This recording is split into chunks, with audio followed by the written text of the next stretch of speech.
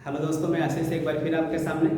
जैसा कि आप जानते हैं कि हाल ही में उत्तर प्रदेश के चौथे स्थल को जो है यूनेस्को की विरासत सूची में शामिल किया गया है। और इसके पहले जो है आगरा का ताजमहल, आगरा का किला और फतेहपुर सीकरी जो है यूनेस्को की विरासत सूची में शामिल था।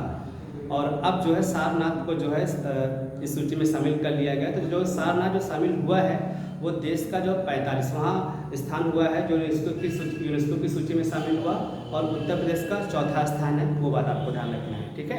तो थोड़ा सा समझेंगे हम लोग सारनाथ के विषय में। ये बात आपको ध्यान रखनी है, जो ये सारनाथ है, ठीक है, ये ध्यान रखना है। सारनाथ तो सारनाथ ये बहुत ही फेमस जगह है, ध्यान रखना है, वाराणसी के पास।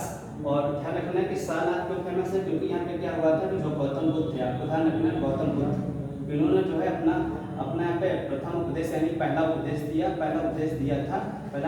था सारनाथ में। और जो पहला उपदेश दिया था तो वो घटना कहलाती है धर्म चक्र। आपको ध्यान रखना है, धर्म चक्र प्रवर्तन, आपको ध्यान रखना है, धर्म चक्र प्रवर्तन कहलाती है। तो ये इस वजह से बहुत ही फेमस जगह है सारनाथ। सारनाथ का पुराना नाम जो है उसका नाम ऋषिपत्तनम है, आपको ध्यान रखना है, ऋषिपत्तनम है, आपको ध्यान रखना है, ऋषिपत्तनम है।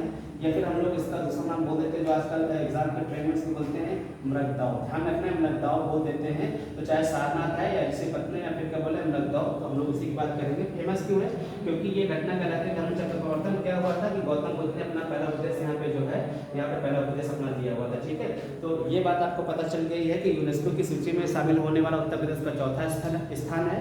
और जबकि जो है भारत का 45वें नंबर का बन गया है। और यूपी की अगर हम लोग मतलब बात करें तो चौथा बन गया है, ठीक है। इसके पहले जो यूपी का जो है सबसे पहले क्या शामिल हुआ था, आपको ध्यान रखना, ताजमहल की हम लोग बात करेंगे। ताजमहल दूसरा था, आगरा का किला था, क्या नाम था, आगरा का किला था, आपको ध्यान रखना, आगरा का किला। और उसके बाद फतेहपुर सीकरी, ये बात आपको ध्यान रखना, फतेहपुर सीकरी, ठीक है। ये 4 प्लेस हैं जो यूनेस्को की सूची में शामिल है। ये बात आपको ध्यान रखना है, ये बात आपको समझना है, ठीक है। चलिए, तो ये सारनाथ बहुत फेमस जगह है, आपको ध्यान रखना है। आपको पता होना चाहिए कि गौतम बुद्ध का जो जन्म हुआ था वो लुम्बिनी में हुआ था। कहाँ पे हुआ था, लुम्बिनी में हुआ था, जो आजकल नेपाल की तराई में। और लुम्बिनी का जो नया नाम हो गया वो हो गया है रुमनदेही हो गया है।